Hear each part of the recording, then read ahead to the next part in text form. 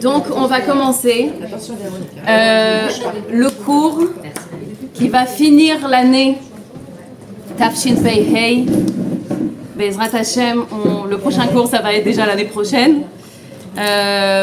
Mais je veux quand même que ce cours qui finit l'année, qui ferme notre étude de toute l'année, ce cours va être les routes Kol Am Israël, les routes tous les soldats qui reviennent en bonne santé physique et morale, les routes tous les otages, les chavim, qui reviennent tous en bonne santé physique et morale, peu importe combien ils disent qui restent, nous on dit tous Bezrat Hashem, Dieu il peut tout faire. Et voilà, que tous les Bezrat Hashem, que tout le Ham Israël soit en bonne santé.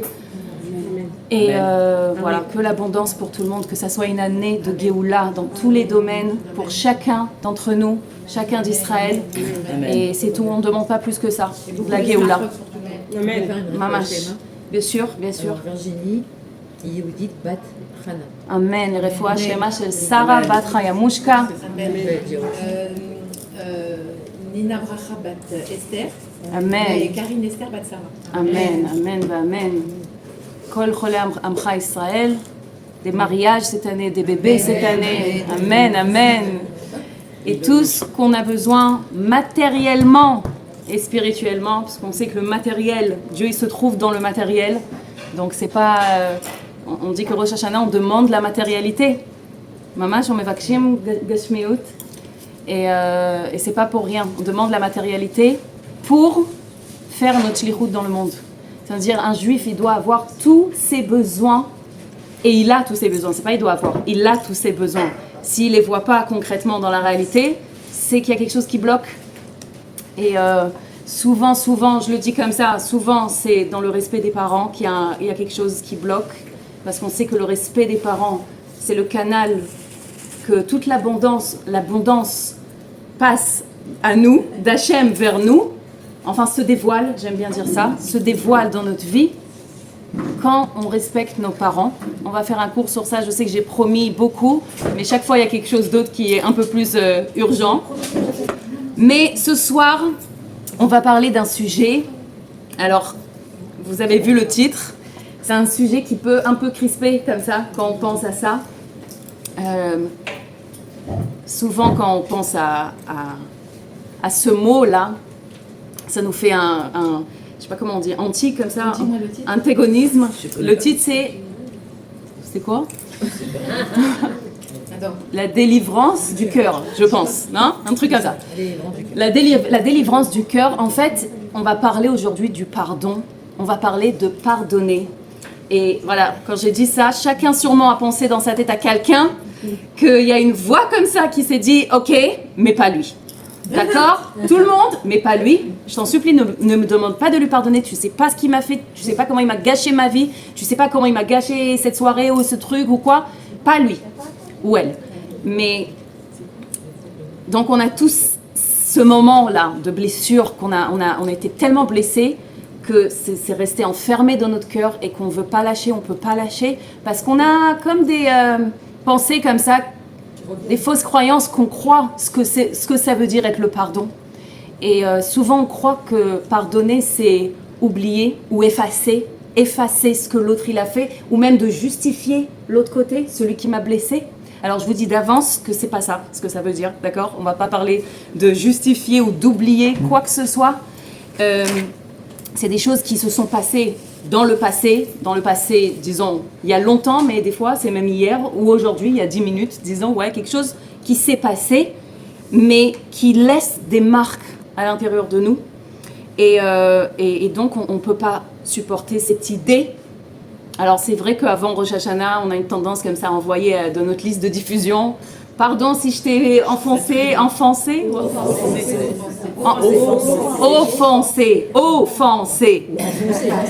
Ouais, ok. C'est ça. C'est le deuxième effet. Et donc on croit que ça veut dire de minimiser l'affaire. Et ou de dire que c'est pas grave et tout ça. Mais pardonner, c'est juste poser un sac disons on a un sac avec des pierres lourdes qu'on porte et on porte et ça nous fatigue et ça nous prend plein d'énergie et on n'est pas bien, mais on continue à le porter. Donc pardonner, si on veut, c'est poser ce sac, enfin, et de respirer. Et de profiter de... C'est un sac, en fait, qui m'empêche d'avancer, qui m'empêche de me renouveler.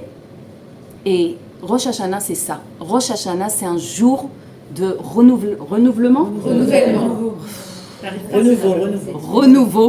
Renouvellement. Et une nouvelle... ça veut dire, on va vers des nouvelles opportunités. On dirait qu'aujourd'hui, je ne sais pas parler. Moi, pas beaucoup, comme c'est comme ça. C'est pas possible. Mais d'arriver à Rosh Hashanah, vous savez, Rosh Hashanah, chaque année, amène une lumière dans le monde, une lumière divine évidemment, c'est un dévoilement de Dieu qui n'a jamais existé avant. C'est-à-dire chaque année, le jour de Rosh Hashanah, il y a une lumière qui vient dans le monde qui n'a jamais existé. Parce que je vous ai expliqué plusieurs fois, le monde, il avance vers la Géoula. Donc on va en spirale comme ça. Ok, on va en spirale de plus en plus. Donc chaque année, la lumière, elle est encore plus grande que l'année dernière. Elle est plus puissante. C'est comme si que Dieu, il est encore plus dévoilé chaque année. Et là, ça y est, on rentre en Géoula. Donc c'est une lumière hyper puissante. Mais ce qui se passe, c'est que les derniers jours avant Rosh Hashanah, toute la lumière de l'année dernière commence à diminuer, à partir. C'est comme si c'est les dernières gouttes de la lumière qui restent.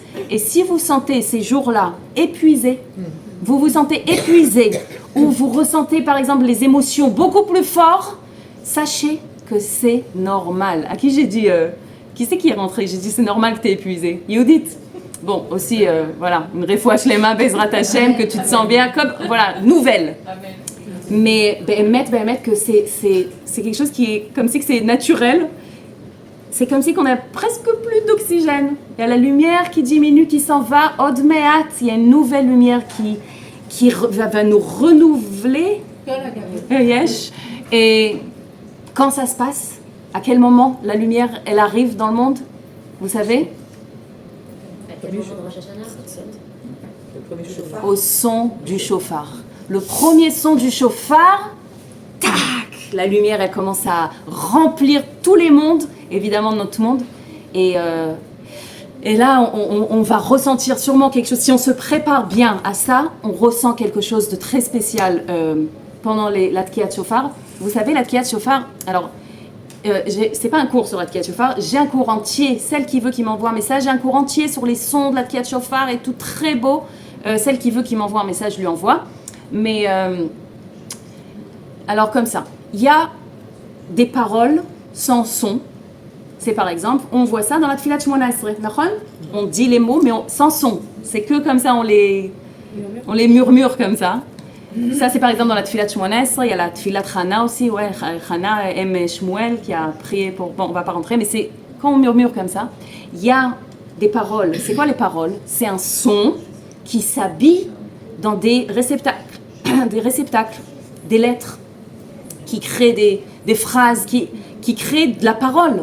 Ça, c'est la deuxième chose. Et c'est quelque chose qui est magnifique. Grâce à ça, on peut communiquer, on peut dire ce qui nous dérange, on peut trouver des solutions. C'est quelque chose qui est important.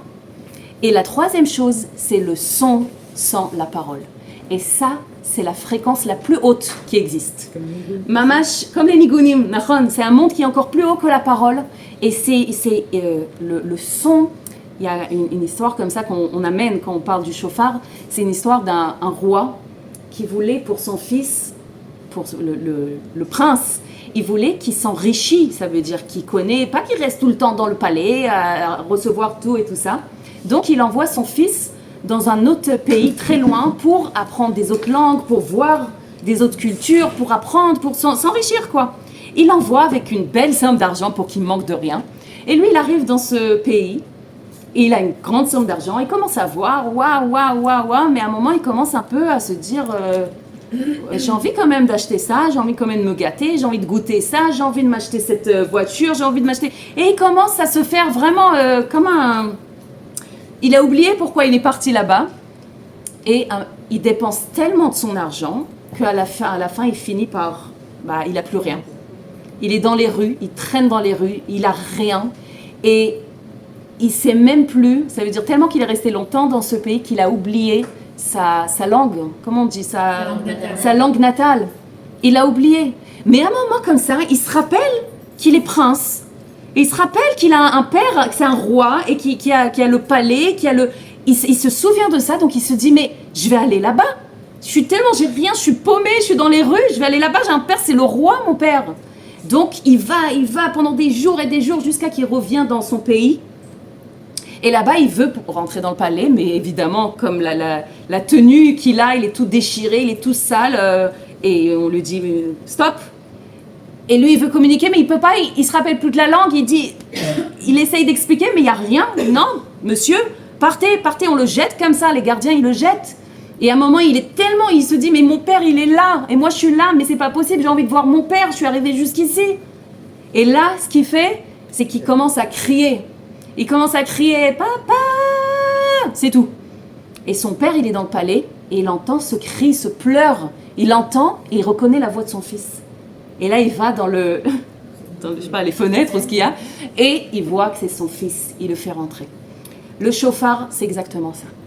Le shofar, c'est le cri de la neshama. Le cri de la neshama qui se souvient qui elle est. Et elle se dit « mais je veux refaire un avec mon père !»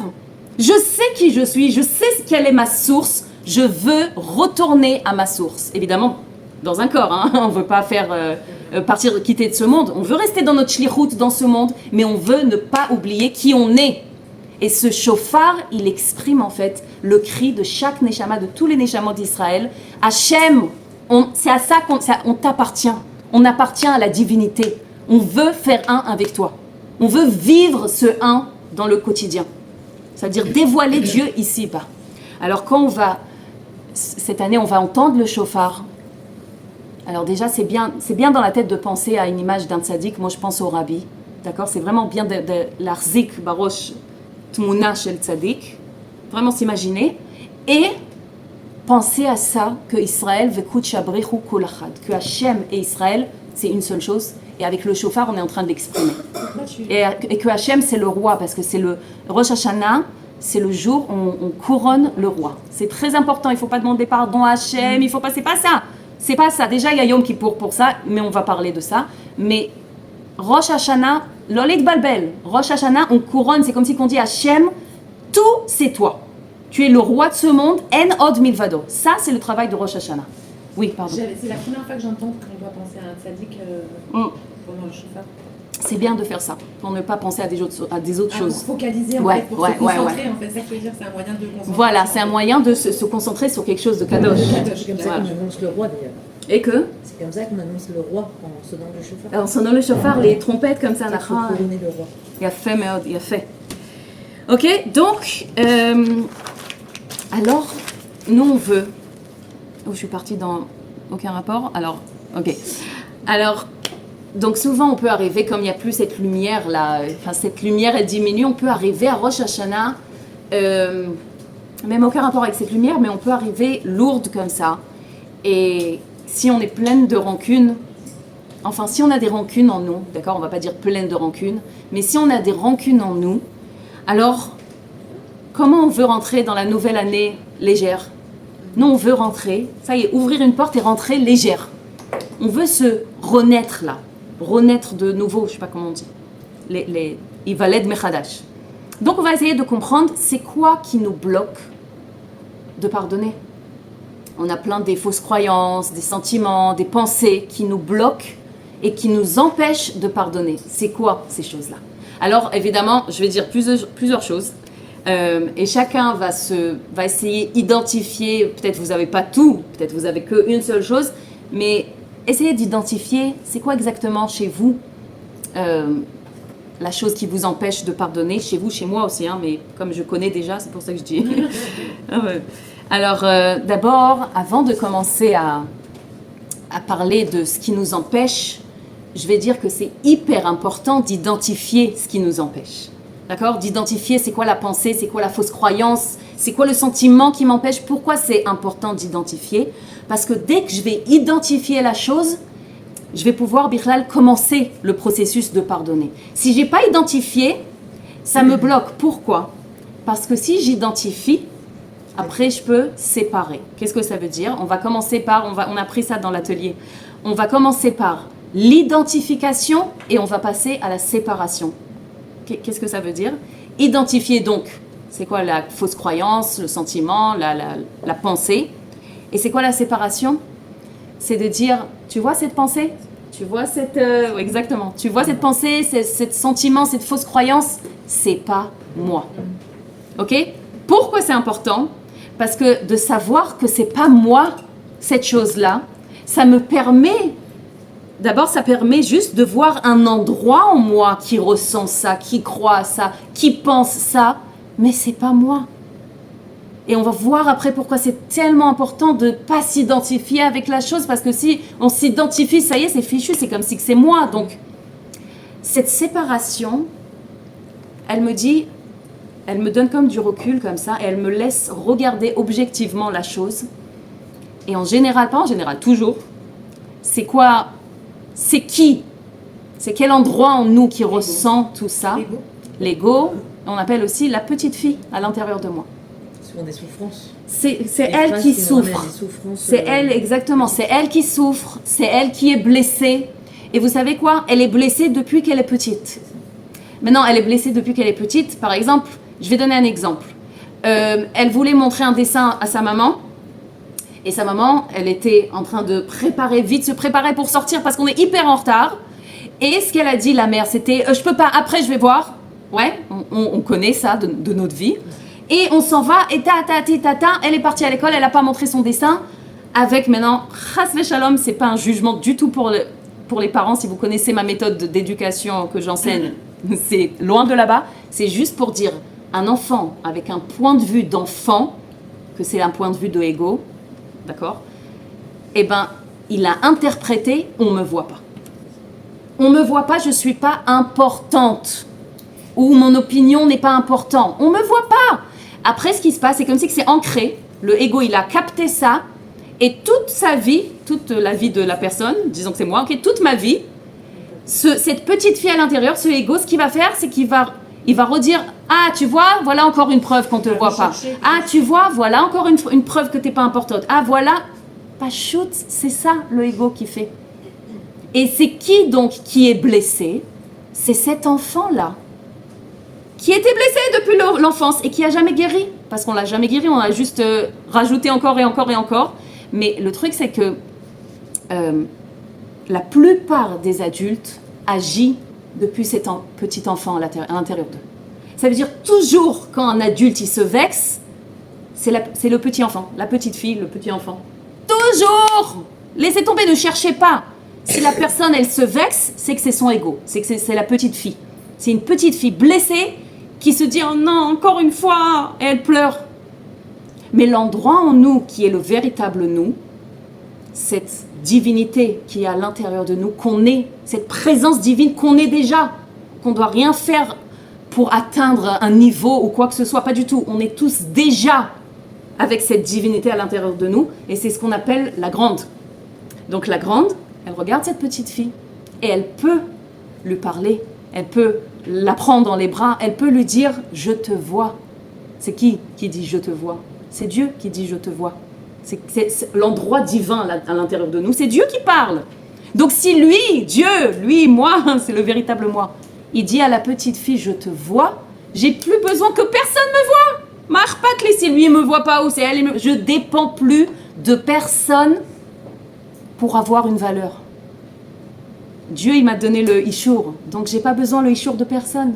Sauf que, malasot, comme j'ai dit, la plupart des adultes, et moi inclus, on agit de cet endroit-là. C'est lui qui agit quand il s'énerve, quand il se sent menacé, donc il attaque. Et voilà, donc, et ça continue. À moi qu'on fait un stop et on identifie. Qui c'est qui s'est blessé? Est-ce que c'est moi? Non. Est-ce que Dieu, il peut se blesser? D'accord? Je ne dis pas que je suis Dieu. Je dis que Enod Milvado, tout est Dieu et nous on est inclus dans ça. Le vrai nous. Donc, celle qui s'est blessée, c'est la petite fille. Et déjà, ce recul-là, de regarder la petite fille, ça donne déjà, ça ouvre de l'espace. בעצם. De Exactement. J'ai une question. Mm. Cette petite fille, pourquoi à chaque fois elle est confrontée? Elle peut pas guérir? Elle peut, c'est pas qu'elle peut pas guérir, elle peut guérir. Elle peut guérir et on peut C'est-à-dire, l'aider si elle à guérit, guérir. ses problèmes ils seront terminés. Bah, en Géoula, elle va être guérie, c'est tout. Non, mais maintenant. Mais c'est Pour éviter d'avoir son autant but. de problèmes avec les gens. Oui, on peut la guérir, bien sûr qu'on peut la guérir. Mais le but que Dieu il a fait ça, pourquoi il nous a mis cette petite fille et ce ego? Pourquoi? Pour qu'elle nous pousse à se dévoiler. Ou sinon, par exemple, on n'aurait pas, il n'y aurait pas eu de travail. Imagine-toi ce qu'il fait le Tanya, le Admor Azaken, qu'il est venu et qu'il a dit, tu as deux entités à l'intérieur de toi. Cette petite fille, Nefesh Behemit, et le vrai Nefesh Elokit. Tu sais qu'il y a des gens qui sont presque, ils deviennent fous quand ils pensent qu'ils sont que une entité. Donc, si je suis fou, je suis fichu. Ou si je suis comme ça, je suis fichu. Mais est-ce que tu peux être séparé de ça, séparé de ces agressions, on va dire, verbales, des vexations comme ça? Dans la tête, tu peux être séparé, ça peut ne pas t'atteindre. Oui, on peut être. Mais alors, on que peut le corps être... il réagit. Tu penses qu'on peut dire qu'il y a une séparation Ouais. entre ce que tu. Alors d'abord, si le corps il réagit, c'est que c'est la petite fille, ça l'a atteint. Oui. D'accord? Comment Parce tu que fais ça, pour pas- disons, ça a infecté déjà mes pensées, donc ça a infecté mes émotions, ça infecte mon c'est corps obligé. aussi. Tu dois passer par les pensées d'abord et après ça. Bien sûr, C'est obligé. c'est obligé. C'est pas que le corps et les pensées ils sont. Impossible. Si dans la pensée, je pense notre milvado et que je suis pas, c'est pas moi et tout ça, T'as pas de dans mon réaction, corps, t'as je vais de pas réaction sentir. corporelle, Mais je veux dire. alors, c'est important de sentir dans le corps parce que c'est aussi, ça m'aide à identifier qu'il y a quelque chose. Comme je dis des fois, je dis à la fin de la journée, on a mal à la mâchoire par exemple, on se dit qu'est-ce qu'il y a, pourquoi, qu'est-ce que j'ai? Et je me dis ah oui c'est vrai, toute la journée j'étais crispée comme ça parce que oui, ah c'est vrai, elle m'a dit ça et ça m'a... Comme ça on se sent... C'est le corps qui parle. le corps il nous parle et il faut écouter, c'est Dieu, mamash. Mais bisari echeze eloka, de ma chair je vais voir Dieu, donc la chair c'est Dieu qui nous parle. Et si c'est par exemple quelqu'un qui fait du mal à un enfant, c'est pas à nous, mais c'est quelque chose qu'on n'arrive pas à pardonner vis-à-vis de l'enfant. C'est-à-dire on se met à la place de l'enfant ou C'est pas quoi? la petite fille en nous qui a été blessée, c'est le fait qu'on fasse mal à un de nos enfants et qu'on pardonne pas à l'autre. Ouais, alors il y a des choses comme ça. Ça veut dire que si c'est, je vois, Chas Shalom, je vais dans l'extrait, c'est pas ton cas, mais juste j'ai envie de dire, d'accord? Si je vois de la maltraitance ou quelque chose comme ça, ou quoi, et qu'il y a quelque chose que je peux faire, par exemple, appeler la police, ou faire quelque chose, ou parler à des gens qu'il faut parler, mettre une limite là-bas, je dois le faire, ok? Si c'est quelque chose que je peux faire. Mais si il n'y a rien à faire, c'est un cas que, bon, on va dire, il y a plein d'histoires, des mamans qui me racontent, elles ne sont pas d'accord avec la façon comment le père, il éduque les enfants. Ok? Et donc, ça leur fait mal, par exemple, des fois, que le petit, par exemple, il ne se réveille pas à la tfila, un truc comme ça. Et le père, oui, réveille-toi. Et elle a de la peine, le petit, il est fatigué ou quoi, laisse tomber. Et tout. Non, il va se lever au minyan et tout ça. Bon, un truc simple, genre, d'accord? C'est pas de la maltraitance ou quoi. Mais il y a quelque chose et on a comme une rancune comme ça envers le mari. Donc voilà, une rancune que j'ai que... Bah, le mari aussi, il a Hein? un problème en fait. Quoi? Le mari aussi, il a un problème de. Bah, c'est le père de l'enfant. Bah oui, C'est lui qui voit comme ça. Moi, je vois autrement.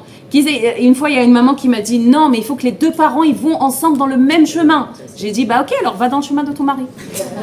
Si c'est obligé, va dans le chemin de ton mari.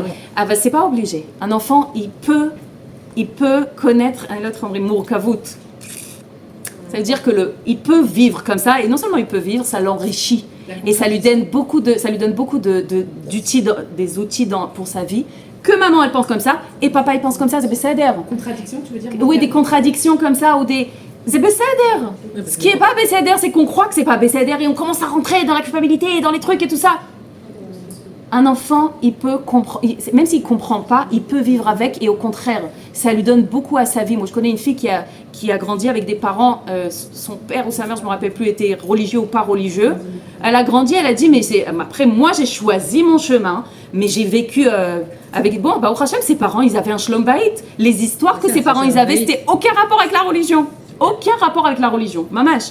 Donc, pour revenir à ta question... C'était plus dans la maltraitance que ça, c'était plus quelque chose de... Oui, c'est banal. Pas forcément un enfant extérieur qui fait beaucoup de mal à un enfant. Ah, ok. Moi, je sais que c'est quelque chose, voilà, j'ai beaucoup de mal à pardonner. Et après, c'est pas un cas comme ce que tu as dit pour moi. Est-ce que ça peut renvoyer sur sa petite fille à elle? C'est de la petite Ah, fille qui en mais elle. bien sûr que c'est encore la petite fille à l'intérieur de toi qui dit voilà de l'injustice par exemple, ok? Exactement. Et elle peut pas supporter l'injustice ou des choses que genre non il faut que je la protège, il y a des choses que la petite fille, tout ce que le ego il nous raconte, ok? Tout ce que le ego il nous raconte que si tu vas pas faire ça donc tu vaux rien ou alors ça veut dire que t'as pas de valeur ou t'as pas de ouais. Mais tout, c'est de la petite fille. Et maintenant, je vais dire les choses et tu pourras maintenant identifier pourquoi tu n'arrives pas à pardonner. Alors, la première chose, on a dit, c'est quoi les fausses croyances, les peurs qui me bloquent, qui m'empêchent de pardonner.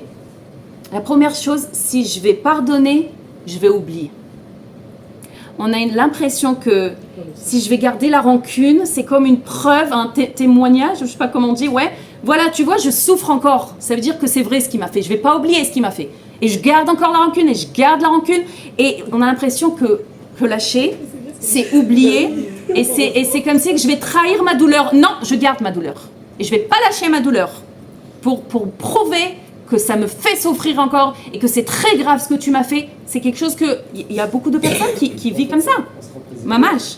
Et est-ce que je suis obligée de continuer à souffrir pour me rappeler, pour ne pas oublier? Je pense qu'au contraire, c'est vraiment. Pas du tout. On se rend plus Ma légère, femme. on se rend plus- La blessure, la plaie, disons la blessure, ça s'est passé. Elle est écrite dans l'histoire, d'accord? On ne peut pas la faire oublier.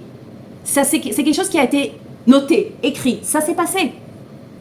Mais si on veut pardonner, ça efface pas ce qui s'est passé, juste ça ferme la plaie, que ça arrête de saigner. C'est comme si que ça cicatrise. Ça laisse une petite trace. Ça laisse une trace, une cicatrice, mais Nahon, je sais pas, celle qui a une cicatrice, moi j'ai plusieurs brûlures que je ringue chaque fois quand je sors le four. T'as vu? Il est... Ouais. C'est des pop-corn, c'est pas...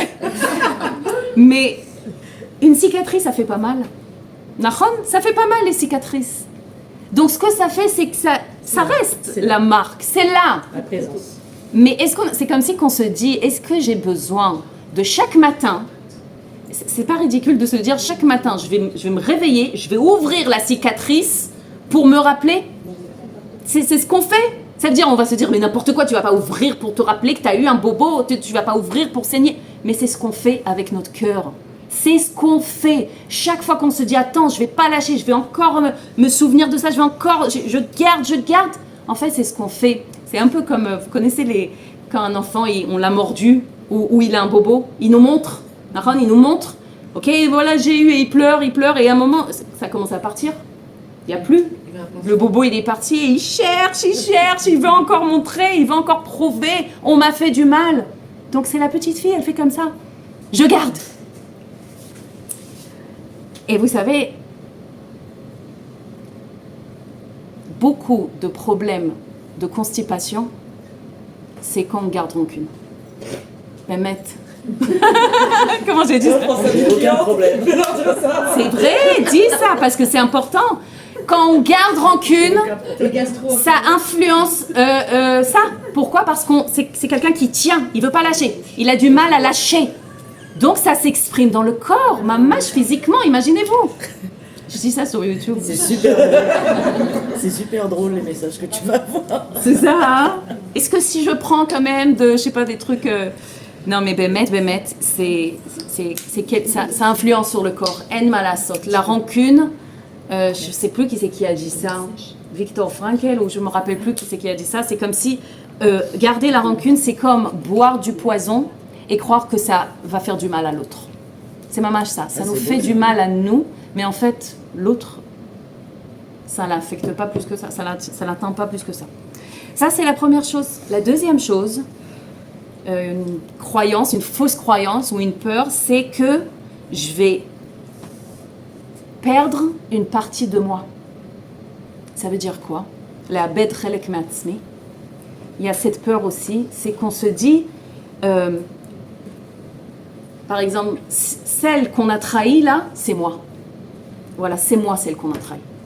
C'est comme si on se colle à cette histoire qui s'est passée, qu'on a vécue. on se colle à ça et on laisse cette histoire nous définir. Autant que victime, évidemment. En général, ça va être qu'on est la victime dans cette histoire. Peu importe, d'accord, il y a des choses, des grandes choses, des petites choses, on ne va pas dire ça c'est plus grave que ça, chacune elle sait ce qu'elle ressent. Des fois on dirait que c'est un petit truc, mais la petite fille elle est tellement blessée que c'est quelque chose qui a, la goutte qui a fait déborder le chameau. Non, parce qu'en hébreu on dit ça, mais bon. Alors, ça veut dire qu'au lieu de dire... Je suis désolée. On dit qu'il a fait déborder le chameau. Non, Akash et Shavar et Gabagama. Ah oui, ok. C'est différent, ouais. Mais ça veut dire, au lieu de dire j'ai vécu une situation douloureuse, non. Cette situation, c'est moi. C'est mon identité, c'est mon histoire et qui je suis sans cette histoire, qui je suis sans cette douleur. Je ne me connais pas sans cette douleur. Je sais pas autre chose que cette histoire de victime. Je ne connais pas autre chose.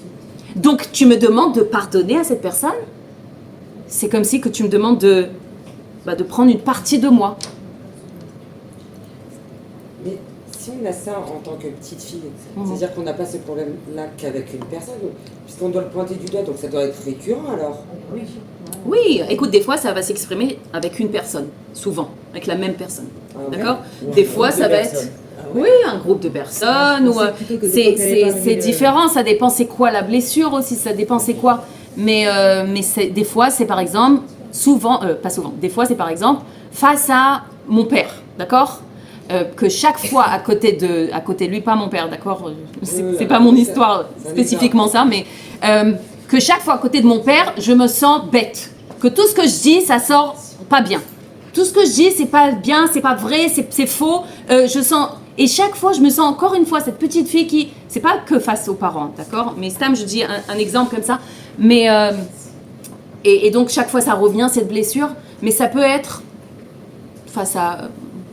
Ça peut se déguiser avec un face à chaque fois, le même ignan chez des gens. Ça peut être un père, un collègue, voisin, Bien sûr, la morale de la petite qui m'a dit un truc et ça y est, je me suis sentie... Ça se déguise en plusieurs fois. Exactement.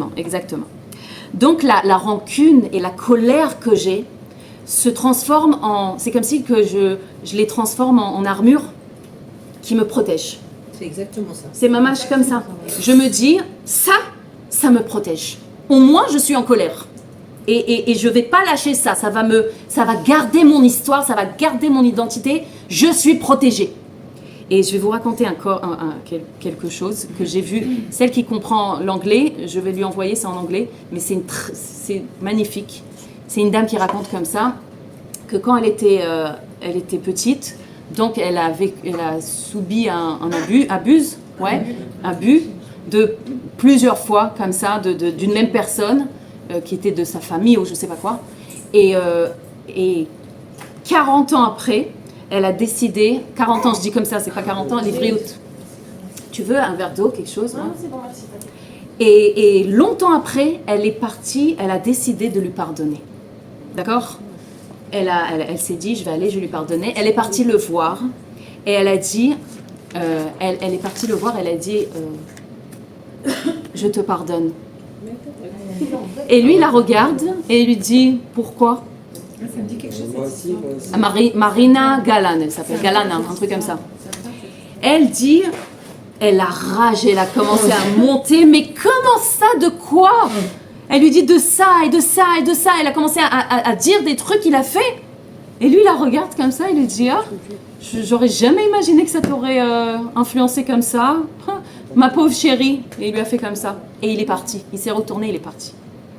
Alors, elle dit que la première réaction, c'était encore une fois cette rage qui monte, qui dit c'est pas possible. Non, mais il y a de quoi quand même. Bien sûr. Ah, Je lui pardonne pas pour elle. Ah non, mais bien sûr. Elle ressent la même chose que 40 ans avant. Ah, elle s'est dit mais c'est pas possible. Et d'un coup, elle dit ça. D'un coup, il y a un espace nouveau dans sa conscience qui s'est ouvert et qui s'est dit comme ça. Elle s'est dit comme ça. Mais si pendant toutes ces années-là, depuis que ça s'est passé, toutes ces années-là, j'ai vécu avec la honte et la culpabilité et l'horreur, j'ai vécu toutes ces années avec ça et lui non, c'est que c'est pas lui qui m'a fait ça, c'est que c'est moi, je me suis fait ça à moi-même. Ce qu'il m'a fait, il m'a fait, oui, d'accord, on va pas effacer ce qu'il a fait et disons qu'il doit être puni et il doit être, ok, ça n'a rien à voir, je parle pas de ça. Ce qu'il a fait, Emmet, il a fait. Mais pendant toutes ces années, toute la honte, la culpabilité et tout ce qui a influencé sa vie, ça veut dire que elle a plus fait confiance à des hommes, elle avait des problèmes d'intimité, elle était vraiment, tout ça, elle s'est dit, c'est moi qui m'ai fait à moi-même, ça n'a rien à voir avec lui. Elle a compris ça, mais c'est genre comme un nafala à Simone. C'était une... D'accord avec vous. Regarde, Shnia. Et on n'est pas obligé d'être d'accord aussi. Et elle s'est dit comme ça. En fait, ce qu'elle s'est dit, elle a dit, voilà, en fait, je lui ai pas pardonné. Ce que je voulais, c'était comme un, comment on dit, un badge. Une reconnaissance. Un badge, ça lâche. Je voulais, genre que non seulement j'ai vécu tout ça et j'ai affronté tout ça pendant toute ma vie, en plus je lui ai pardonné. Waouh, c'est un badge très égoïste. C'est subtil. Hein. C'est ma mâche, mais elle a compris ça. Et elle s'est dit, c'est comme si que j'ai pris cette histoire-là, de ce qu'il m'a fait, et de tout, comment ça m'a influencé pendant toute ma vie, que ça m'a gâché ma vie, et que je l'ai mis comme ça sur la table devant lui, et que je voulais en fait, que quand je vais lui pardonner, je vais mettre cette histoire devant moi, et qu'il va prendre ça avec lui, et qu'il va me libérer de tout ça, de tout ce poids-là. Mais lui, il n'a pas pris. Il m'a laissé avec cette histoire. Il est parti. Donc là, elle a regardé cette histoire qui était sur la table, ok? Et elle s'est dit, maintenant, j'ai le choix. Est-ce que je reprends cette histoire avec moi ou est-ce que je la laisse là moi aussi? Elle s'est dit, je la laisse là. Elle a commencé à pleurer. Elle a couru après lui. Elle a retourné comme ça. Elle a dit, merci. Tu sais, tu peux pas t'imaginer qu'est-ce que tu m'as donné aujourd'hui. Et elle est partie. On ne demande pas de faire ça, d'accord? C'est quelque chose qui se passe à l'intérieur de nous. C'est pas obligé d'aller voir la personne qui m'a, ok? On parle ici, elle est très spéciale cette femme. C'est quelque chose qu'on peut vraiment apprendre de ça. Alors elle s'est dit, je suis partie de là-bas sans badge, mais libre. Libre. Ça veut dire que cette histoire que j'arrêtais pas de me raconter toute ma vie depuis que ça s'est passé, c'était une prison. Et enfin, je me suis libérée de ma prison. Arshad, c'est quelque chose qui est incroyable parce qu'on peut vivre comme ça et mourir comme ça, dans une prison. Mais là, elle s'est dit, en fait, si je décide d'arrêter de me raconter cette histoire dans ma tête, ça finit, enfin. Ça veut dire, encore une fois, j'enlève pas l'importance de ce qu'il a fait. C'est très grave ce qu'il a fait. J'enlève pas l'importance de ça. Mais combien d'années ça s'est passé ça? 10 ans, 2 ans, 3 ans? Combien de temps c'était la blessure? Et combien de temps elle s'est punie? 40 ans? Tu ne penses pas qu'il y a, pour ce genre de cas, je veux dire, qu'une période, c'est obligé d'avoir une période comme ça? Ça veut dire, tu comprends pas? Non, alors nous ce qu'on veut dire... Est-ce qu'on peut arrêter d'un coup comme ça? On ne peut pas arrêter d'un coup non, comme ça. bien sûr que... et d'ailleurs, je connais une fille, elle aussi, c'est quelqu'un d'incroyable, c'est une Israélienne, donc aussi j'aime bien la suivre, elle fait des trucs, elle n'est pas religieuse, mais elle parle chassidoute, c'est incroyable. Elle a passé aussi un truc comme ça, et elle par contre, elle se dit, dès que je ne sais pas combien de temps c'était après, pas longtemps après, elle s'est dit, ma shlichut, elle a commencé. Elle dit comme ça, j'ai compris que ma shlichut, elle a commencé, après cette histoire-là. Alors, il y a des gens comme ça. Alors combien? On va dire combien? On ne peut pas dire combien d'années on doit pour... Mais c'est juste pour savoir. Maintenant, Baruch Hashem, c'est pour savoir pour nous, d'accord? Pour des blessures qu'on a, on n'est pas obligé de nous raconter cette histoire encore et encore et encore. Vous savez, on dit que même biologiquement, quand par exemple on tombe et on reçoit une blessure, ok, un bobo, alors en vrai, ça fait mal que pendant qu'on est tombé et que ça a fait le bobo. Tout le mal qu'il y a après, pendant, je sais pas, 1 semaine, 2 semaines, 3 semaines, ou je sais pas quoi, c'est juste le souvenir de ce moment-là. Ça, c'est d'après la science, ils disent ça. Que c'est quand le souvenir de comment je suis tombée que ça m'a fait mal. Et on a encore une fois mal. Et on a mal, et on a mal. Et on prend des antidouleurs et tout ça. Mais en vrai, c'est que le souvenir de la blessure. Évidemment, pareil pour toutes les blessures. Ça veut dire quoi? Il faut plus en parler? Non. Chas v'shalom. Justement, il faut en parler. Il faut en parler Pour se libérer. Bon. pour se libérer et il faut... Mais une fois qu'on est libéré, Oui. il ne faut plus en parler. Moi, je dis quelque chose comme ça. Si c'est quelque chose, voilà, si c'est quelque chose, imagine-toi cette dame maintenant, elle parle de ça. Mais c'est quoi sa kavana? Maintenant, c'est sa shlichut. Maintenant, elle diffuse ça pour aider les gens, pour qu'ils renforcent. Tout dépend, c'est comment tu racontes l'histoire. Oui, il y a quelqu'un qui va venir, qui va raconter l'histoire, mais pour aider quelqu'un d'autre. Ah oui, ça ça, y c'est est, vrai. c'est plus moi l'histoire. L'histoire et moi, c'est plus une seule chose. C'est pas mon identité. Maintenant, cette histoire, c'est comme un tremplin. C'est pour mettre en garde. Exactement, c'est pour aider maintenant. C'est pas que c'était pas pour rien que j'ai passé ça. Que ça aide maintenant des autres personnes, que ça fait partie de sa shlichut. Donc ça, c'est encore quelque chose. Voilà. De pardonner, ça me laisse. Ok, on a dit que c'est comme si que je perds mon identité. Que alors pardonner, ça dévoile un endroit à l'intérieur de moi qui est encore plus grand que la blessure. D'accord? Cet endroit divin en moi, ça n'a rien à... C'est la grande livrioute. C'est la grande par rapport à la blessure. Naron? Alors, le pardon, il peut venir uniquement après cette compréhension de qui je suis réellement. Et sinon, je ne peux pas me détacher de cette histoire. Je crois que c'est moi.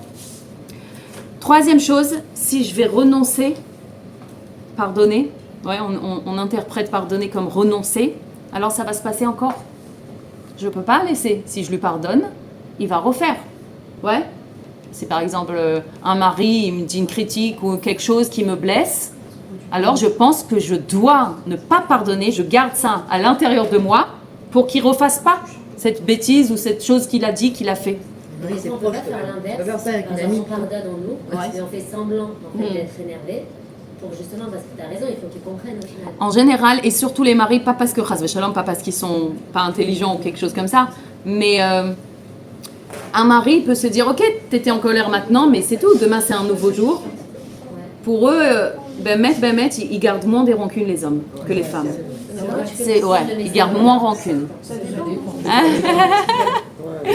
Non, mais disons que, en général, on va plus voir un homme qui dit, oh, ça va, comme ça. Ça dépend si Mais, c'est affiché à eux. Ouais, d'accord. Mais disons, ils vont être en colère sur le moment, mais pas garder la rancune comme ça. Ça veut dire que 20 ans après, il te dit encore... Non, et surtout les dossiers. Oui, c'est noté avec le numéro de dossier, et c'est par ordre, par nocé, tu sais. Des Pentium. Des ordinateurs. Mamache. Avec des dossiers. Donc j'ai l'illusion que si je vais garder la rancune, ça va pas se répéter la chose. Mais est-ce que ça marche? Non. Ça marche pas, et non seulement ça marche pas, c'est même, on a double blessure. Pourquoi double blessure? Parce que une, pour la chose qu'il m'a fait, et deux, pour moi, que je me rappelle chaque fois de ça. Ça veut dire que moi qui garde ça à l'intérieur de moi, et que je me fais mal encore et encore et encore. Non, mais Donc- des fois, ça nous arrange comme ça. C'est loin de cette personne qui nous... Ken, je vais parler de ça, Ah, que ok. c'est très important, oui. Ah bah voilà, je vais parler de ça maintenant. Alors en vrai, donc on a l'impression que si je vais garder, il va pas refaire ça. Alors ok, alors si je pardonne, il va refaire. Donc c'est quoi qui va me protéger de ça, qui va pas me refaire encore une fois la chose? C'est quoi qui me protège? Alors c'est quoi qui me protège? Par exemple, de mettre des limites. D'accord? D'enlever déjà cette illusion que garder la rancune, ça protège, et commencer à faire des choses vraiment qui me protègent, concrètement. Mettre une limite. Et maintenant, je suis obligée de dire quelque chose sur des limites. Une limite, on se met à nous-mêmes, pas à une personne. Ça veut dire quoi? Ça veut dire, si par exemple, cette personne, elle commence à m'insulter, je vais pas lui dire ferme ta bouche, ou tais-toi, ou des choses comme ça. Mais moi, je vais fermer mes oreilles. Ok? Ça veut dire, une limite, c'est d'abord ressentir à l'intérieur de moi, je suis pas d'accord qu'on me parle comme ça. Mais c'est moi, c'est à l'intérieur de moi. J'ai même pas besoin de le dire. S'il y a quelque chose, s'il y a quelqu'un qui me parle de cette façon, c'est que je me respecte pas. Si on peut me parler de cette façon, c'est que moi, je me respecte pas. Commence à mettre une limite à l'intérieur de toi. Je ne suis pas d'accord qu'on me parle sur ce ton, de cette façon. Je ne suis pas d'accord. Des fois, ça va être, maman, je mets les oreilles comme ça. Des fois, ça va être sortir de la chambre, sortir d'où je suis. Ou même sortir. Mais en c'est dansant. pas agressivement, c'est pas contre l'autre, c'est pour me protéger. C'est ma marche pour me protéger. Et des fois, moi, je donne un exemple pour si par exemple, on est dans la voiture et il n'y a pas où aller, il n'y a pas où faire. Oui, ma marche, s'imaginer comme une lumière divine qui m'entoure, qui m'encercle comme ça, et de pas laisser ces mots rentrer à l'intérieur de moi. Je choisis qu'est-ce qui rentre à l'intérieur de moi ou pas. Des fois, ça va être aussi de m'éloigner de cette personne. Des fois, ça va être d'appeler la police. Des fois, ça veut dire mettre la limite qu'il faut pour me protéger. C'est très important, mais c'est ça qui me protège. Ni la rancune, ni la colère. Ça, c'est juste une illusion. D'accord? Ça veut dire, mais le fait de pardonner à cette personne, ça ne veut pas dire que maintenant je vais recommencer à être proche de lui ou recommencer. On a peur, on a dit attends, maintenant si je vais pardonner, ça veut dire que maintenant je vais être obligée de refaire copine avec elle alors qu'elle me fait du mal. Donc on a le droit de faire ça. On a- en fait, avec de quoi Dieu. Vis-à-vis de Dieu, on a le droit de faire ça. Je lui pardonne, mais vraiment, un vrai pardon. Un vrai cœur blanc, en fait. Oui, que je comprends qui je suis, qui elle est, que elle aussi, c'est de la divinité. Bien sûr. Que qui c'est qui a blessé chez elle, c'est sa petite Bien fille. sûr. Tout ça est vraiment pardonné comme il Un faut. vrai cœur blanc. Mais ça ne veut pas dire que je suis obligée de m'approcher d'elle ou de refaire copine Ça, avec ça, elle. Dieu, il valide ça. D'accord, mais je suis obligée de lui dire. Ça, Dieu, il Bah, valide. c'est des fois, c'est Nécessaire. ce qu'il faut. Et vous savez quoi, des fois, c'est d'afka ça le travail qu'il faut. Ah oui. Que j'ai très du mal à mettre une limite. Non, j'aurais préféré faire semblant qu'on est copine ou quoi. Non. Des fois, justement, ce que Dieu il demande de moi, c'est mets une limite. Sors de ta zone de confort. N'aie pas honte de mettre la limite. Mets-la, béchalom, avec une anava. Il faut mettre la limite avec Bémet, c'est avec Bédarké Noam, Bédarké Shalom. Ne pas la mettre agressivement ou quoi. On a dit une limite, on se met à nous-mêmes. Mais, oui, des fois, ça veut dire ça. Attends. On doit lui dire je te pardonne ou Non, pardon. non, non, c'est même pas Y a dire pas à la besoin de personne. dire. C'est pas dire, c'est à l'intérieur de nous que ça se passe. T'es obligé que. Non, je si sais, c'est pour pas ça il tous faut les, qu'il te- voilà. c'est pour ça tous les messages et tous les trucs. Maintenant, im yesh lanu kpeida al quelqu'un, ça veut dire qu'on makpidim, on a une rancune comme ça envers quelqu'un. Et c'est pas bien d'avoir une rancune sur quelqu'un, ça peut faire du mal à la personne même, parce que on sait qu'il y a des femmes qui n'arrivent pas à tomber enceinte par exemple ou quoi, et on dit est-ce que il y a quelqu'un qui pense du mal sur toi, Oh, ça qui a s'appelle ça. une kpeida. Alors si je vous raconte une histoire. Bien sûr. Il y a une histoire avec le rabbi, qu'une fois il y a une femme ou un homme, je ne me rappelle plus si c'était une femme ou un homme qui n'arrivait pas à se marier. Et ils sont partis voir le rabbi. Et le rabbi, il a dit comme ça, va dans cette station de train, de cette station de train dans cette ville, attends à cette heure-ci là-bas, tu vas voir la personne et tu vas lui demander pardon. Alors donc la personne, elle s'en va, ok, tatati, tatata, elle va, elle demande pardon, elle rencontre la personne, elle descend du train, oh, c'est incroyable comment le rabbi savait, comment quoi. Elle demande, vraiment, je demande pardon du fond du cœur et tout ça, elle n'arrivait pas à tomber enceinte, je crois, cette femme. Elle a demandé pardon et tout ça, zéou. Quelque temps après, elle tombe enceinte, mamash. Elle dit, waouh, c'est incroyable, c'est vrai, c'était vraiment ça. Dans la Brit Mila, c'était la Brit Mila, elle raconte l'histoire. Elle raconte comme quoi elle a rencontré cette personne et tout ça. Et quelqu'un qui connaît son histoire et qui connaît, elle dit, mais comment ça, t'es parti, tu l'as vu, mais tu l'as vu la personne, lui, ou quelqu'un de sa famille? Et il dit, non, lui, il était là-bas dans le truc. Mais ça fait 30 ans qu'il est mort déjà, ou je sais pas combien d'années. Il est déjà niftar depuis longtemps, de quoi tu parles? Voilà. Donc c'est une histoire choquante. Et vraiment, si on veut, le rabbi l'a fait descendre pour qu'elle demande pardon et qu'il n'y a plus de kpeida et que ça enlève le truc. Hein? Elle se souvenait, ouais, de quoi c'était? De quoi? De ce qu'elle a fait? Ah oui. J'imagine. Je sais pas. C'est pas J'imagine Des fois, de il y a dire des gens pardon. qui se souviennent. Nahon. Et des fois, il y a des gens qui se vexent alors que l'intention, elle n'était pas là. du tout, Non, en mais fait. ça, on peut pas aussi faire marcher sur des œufs ou faire. On essaye de mettre d'être bekavod, beshalom, vraiment de se comporter C'est souvent la comme. même Hein, mais après, il y a des gens qui se vexent, on peut rien faire. On peut rien faire On avec peut ça. pas non plus rentrer chez tout le monde. Baro. Et s'il y a quelqu'un qui a quelque chose, qui vient me dire et on voit qu'il est malin. Ok, Arshav. Ok, voilà. Quatrième chose, on finit. Quatrième chose, c'est de trahir la justice. Ça veut dire quoi? Ça veut dire que Si je vais lui pardonner, c'est comme si je lui donne un accord que ce qu'elle a fait, c'est besséder, que c'est pas grave ce qu'elle a fait.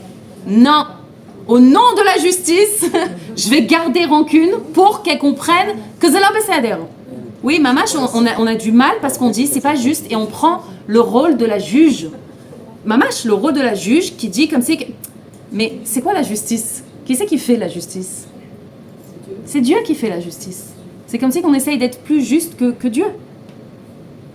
Il a fait ce qu'il a fait et c'est entre lui et Dieu. C'est pas entre moi. Mais moi, pourquoi je dois souffrir encore? Au nom de la justice, baisse ton... Ouais, ça veut dire t'es... Et quand je rentre dans ce rôle de juge, c'est qui que je condamne? Je me condamne à une vie de souffrance et de douleur parce que je continue ça. C'est ça le problème en fait. Je continue. C'est la suite. Vie après que toi tu veux. Enfin, c'est la vie qui après qui va dans ce chemin-là. Exactement. Et l'autre il est même pas. Enfin l'autre il est pas du tout. Si là. tu sais quoi, si l'autre il veut me faire du mal, eh ben, il se dit j'aimerais bien qu'elle me garde rancune parce que ça va lui faire encore. Razvé Shalom, ouais, mais ça veut rien dire. Ça veut rien dire. C'est ce qu'on fait, hein. Mais exact, on est en train de se condamner nous-mêmes. Et voilà. Alors, la cinquième chose, c'est de pardonner, c'est comme si de dire que l'autre, il a eu raison, comme si de dire il a gagné. Quoi? Mais c'est comme si que lui, il a gagné maintenant. Alors, la vérité, c'est que si j'ai pas pardonné, c'est encore une fois, c'est une pensée, il y a le douti comme ça, enfantine. Mais c'est la petite fille qui pense comme ça, donc c'est normal que c'est enfantine. Mais la vérité, c'est que si j'ai pas pardonné, c'est là qu'il a gagné. La personne ou la... Ouais. Si j'ai pas pardonné, il a gagné. Pourquoi? Parce que ça me ronge à l'intérieur encore et encore. Ça prend de l'espace, ça occupe de l'espace à l'intérieur de moi. Ça occupe mon cœur, la main. Alors que je peux faire de la place à des nouvelles opportunités, des nouvelles choses. Dévoiler qui je peux être sans cette histoire. Vivre autrement, vivre des nouvelles possibilités. Donne-moi un exemple concret, par exemple. Quelqu'un, il vient, il parle très mal. Ok, j'écoute pas, je le prends pas sur moi, je lui pardonne tout de suite. Mais comment tu réagis face à ça? D'abord, des fois, on peut vraiment pas pardonner tout de suite. Des fois, ça nous atteint, qu'on se dit... Alors, on laisse d'abord le sentiment. J'ai eu mal, j'ai eu truc. Vraiment, on laisse le sentiment, on bloque pas, on dit non, c'est bon, je veux pas, je truc, j'entends pas, ça m'a fait mal. Et là, j'identifie, regarde, ça fait mal à qui? La petite fille, qu'est-ce qu'elle a? Qu'est-ce qu'elle ressent maintenant? Rien que de faire cette séparation, déjà, c'est important. Je peux respirer.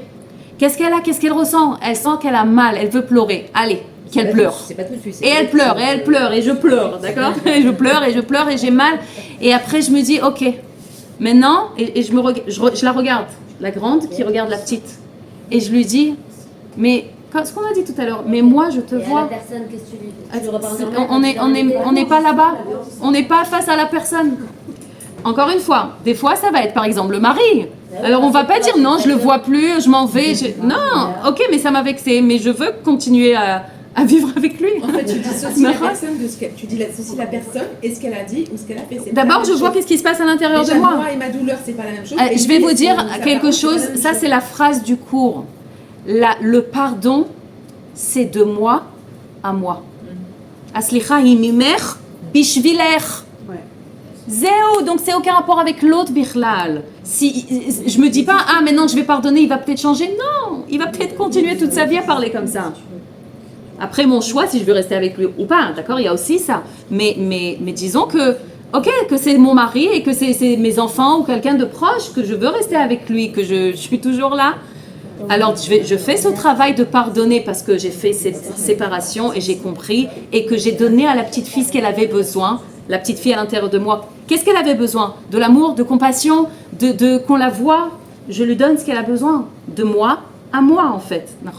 Et après, l'autre, c'est qui l'autre? Aussi j'identifie. C'est le petit garçon à l'intérieur de lui. C'est qui lui vraiment? C'est qui?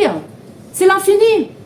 Donc lui aussi il a un petit garçon, un petit ego à l'intérieur de une petite âme animale qui se sent menacé quand on fait ça, quand on lui parle et qui a un besoin ou qui croit qu'il va se protéger s'il va crier ou s'il va dire un mot ou s'il va piquer, donc lui aussi, on a dit les adultes, tant qu'on n'est pas en Géoula, on agit comme ce petit enfant à l'intérieur de nous. On agit de là-bas. Donc c'est comme une petite fille de 4 ans. Qu'est-ce qu'elle veut? Non, je veux maintenant, je veux qu'on m'aime, je veux qu'on m'estime, je veux qu'on parle bien, je veux qu'on... Ouais, elle veut, elle exige, c'est ça l'âme animale. Ok, maintenant, en face de vous, vous avez cette petite fille-là, et je veux qu'on m'aime, je veux ceci, je veux cela. Alors comment on doit agir? La petite fille à l'intérieur Non, de non, moi. pas de moi, en face. D'abord, je me guéris, moi. Non, moi je suis guérie. Et quand je suis guérie, oui, et quand je suis Moi, je guérie, suis pas malade. non, disons sur ce point, j'ai guéri. Non, parce qu'il y a des cas. Eh ben lui, il va continuer demain. Il va me jeter Peut-être pas. du sel. Je parle en métaphore comme ça. Il va me jeter du sel. Si moi j'ai une blessure à l'intérieur de moi, cette petite fille qui est blessée, lui il va jeter du sel, ça va me faire mal. Mais si moi je guéris cet endroit, je donne à la petite fille ce qu'elle a besoin, mais du vrai endroit, de la divinité. Donc je la nourris bien. Lui, le lendemain, il va me jeter du sel. Le sel, c'est des mots pas gentils ou je sais pas quoi. Ça va plus faire du mal. Ça chatouille même quand on jette du sel. Non, mais d'accord. Ça va plus faire du mal, mais vraiment. Non, mais c'est pas, voilà, ça fait pas de mal. Mais on essaye de s'approcher de cette personne parce qu'on n'a pas le choix que de s'approcher de cette personne. On n'a pas le choix. On va dire c'est de la famille. On n'a pas le choix. C'est proche des fois. Alors tout le temps on se reçoit le sel jusqu'à quand? Déjà, si ça nous fait plus mal, alors il n'y a plus de danger si ça nous fait plus mal. Et malheureusement, on ne peut pas changer les autres. On ne peut pas changer quelqu'un. Ce que ça fait quand je me guéris, ce que ça fait en général, il y a plusieurs possibilités. Soit la personne, elle continue, mais moi, ça ne me fait plus rien. D'accord? Ça ne me fait plus rien. D'accord? Je peux même commencer à l'aimer comme ça, telle qu'elle est. Je l'accepte. Je commence à l'accepter telle qu'elle est. Pourquoi vous regardez tout Qu'est-ce qu'il y a? Soit dans cette dynamique, comme moi, je nourris plus cette dynamique problématique. En général, mais il ne faut pas s'attendre à un résultat. L'autre, il change. Mais il ne faut pas attendre ça. Moi, je fais ça, cette guérison, uniquement pour me guérir, pas pour qu'il change. Si je fais ça pour qu'il change, croyez-moi qu'il ne va pas changer. Il faut vraiment réussir à dire, ou de me dire, même s'il reste comme ça toute sa vie. Parce que dans le fond, tu peux changer que toi dans ta vie. Et même ça, regarde comment c'est compliqué. Ouais, comment c'est compliqué. Donc, oui, il y a des gens autour de nous qui sont proches de nous, qui nous font du mal et qu'on va rester avec eux mal à saute. Aval. Si je me guéris, je peux commencer à vivre bien avec ces gens. Ah, ils vont continuer à être comme ils sont, ok. Mais moi, ça ne m'atteint plus. Comment tu fais pour guérir? J'ai pas bien. C'est toute cette question de petite fille, de regarder la grande qui regarde la petite et qui lui donne ses besoins. Est-ce que tu es d'accord? De l'amour, je te donne de l'amour, mais le vrai amour, l'amour de Dieu. Est-ce que tu es d'accord? Tu as besoin de respect, je te donne le respect. Le fait que tu as une valeur, c'est de lui parler comme ça. Et ça calme, et ça soulage, ça fait du bien. Pas stam, c'est pas stam, genre oh ça fait du bien, ça fait genre comme il faut la chilota, je sais pas comment on dit la compassion et l'être comment c'est vraiment non parce que c'est vraiment ce qu'elle a besoin. Elle le cherche à l'extérieur, donc là on va lui dire ne cherche plus à l'extérieur, je te donne tout, mais du véritable endroit de la source je te donne de Dieu. Et là elle peut vraiment recevoir vraiment quelque chose, pas quelque chose qui finit. L'amour, hop, elle reçoit de l'extérieur, hop, ça finit. Parce que c'est ça la petite fille, c'est jamais assez, le ego, c'est comme une passoire. Ça finit. C'est quelque chose que j'ai remarqué, après je sais pas si c'est pour tout le monde pareil, mais plus tu as aimé ou estimé une personne, plus tu t'es livré dans une relation, etc. Et plus ça va te faire mal quand il y a quelque chose. Bien sûr. Tu t'es investi. Bien sûr, parce que ça devient proche. C'est comme si que ta main, elle tape l'autre main. C'est tellement proche. C'est Kilou Makara. Pourquoi tu me fais du mal? Je suis toi, tu es moi. Non, mais ça toi, fait tu encore parles plus. peut-être de déception. Oui, non, alors de déception. Oui, pas ça- du tout pareil. Non, mais déception, c'est une chose, mais quand tu as une personne que tu as aimée, avec qui on est plus blessé. T'as mal. Parce qu'elle t'a fait du mal. Parce qu'elle t'a fait du mal, oui, t'as mal. Non, mais c'est normal que le chauffeur de T'es bus qui me déçu, dit mais quelque t'as mal chose, aussi. je suis pas, ça m'atteint pas comme quelqu'un de proche qui me fait, c'est évident. Chauffeur de bus, des fois, tu sais. Ouais, je sais pas, je prends même pas le bus. Mais alors, on continue, voilà, on finit. Nous pardonner à nous-mêmes, on est arrivé à ça. C'est difficile, hein. Pourquoi c'est encore plus dur des fois? Encore plus dur. On croit que si on va se pardonner, on va répéter en fait la même erreur. C'est pareil. On a fait une erreur par exemple et on se déteste pour cette erreur qu'on a fait. On sent la culpabilité pour cette erreur qu'on a fait et on croit que si on va continuer à nous punir avec cette culpabilité, alors ça va nous empêcher à faire la même erreur. Par exemple, je vais donner un exemple. J'ai mal parlé à mon enfant, disons, ok? Et waouh, et je me sens pas bien. Il est parti dormir et je le vois comme ça. Je me déteste. Pourquoi j'ai parlé comme ça? Pourquoi je lui ai crié? Ou pourquoi quoi? Et rien que je me fais flageoler. Flageller. Ah là, j'allais dire. Flageoler, c'est la haricot. J'allais dire ça. Chouette. Bon, je me fais comme ça. Et donc, je suis pleine de culpabilité. Alors, je garde cette culpabilité, je garde ça. Pourquoi? Je ne peux pas me pardonner parce que je crois que si je vais me pardonner, c'est trop facile. C'est trop facile, tu vas recommencer. C'est ce que je me dis. Sauf que c'est pas vrai. Ce qui va m'empêcher à recommencer, c'est si je comprends d'où j'ai agi. Pashut meod. C'est qui a crié comme ça sur l'enfant? Cette petite fille à l'intérieur de moi, qui s'est sentie menacée de cet enfant, qui a peut-être mon âge au niveau égo, ouais. J'ai eu peur de quelque chose qu'il a fait, ou ça a menacé mon rôle de mère, ou je sais pas quoi, ou cette paillette que je crois être, je veux être une bonne mère, ou quoi, et il est en train de salir ça. Donc cette petite fille, c'est elle qui a crié, ou qui s'est énervée, ou qui a quoi. Maintenant, ça veut pas dire qu'on enlève la responsabilité de nous. On jette la responsabilité sur la petite fille.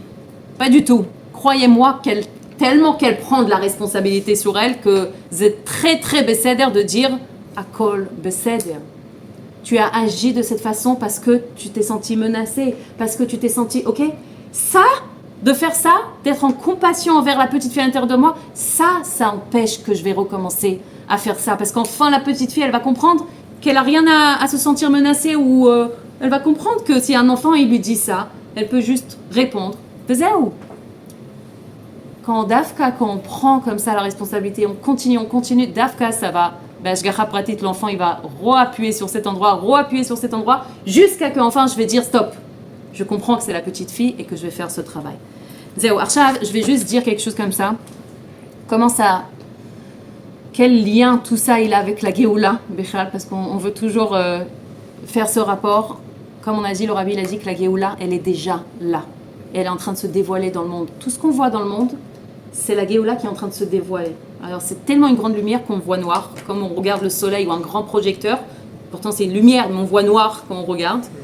Mais qu'est-ce que ça veut dire pour nous que la Géoula est en train de se dévoiler dans le monde? Ça veut dire qu'on peut commencer déjà à vivre Géoula. Ça veut dire qu'on peut commencer déjà à vivre libre. Libre. Ça veut dire que si je garde encore cette rancune, si je pardonne pas, je reste avec cette culpabilité, avec cette rancune, avec tout ça, en fait, c'est que je choisis de continuer à vivre dans une galoute intérieure. Et je reste dans cette prison de galoute. Si je me pardonne, si je pardonne l'autre, en fait, je commence à goûter la Géoula. C'est comme si je fais rentrer le Mashiach déjà dans mon cœur.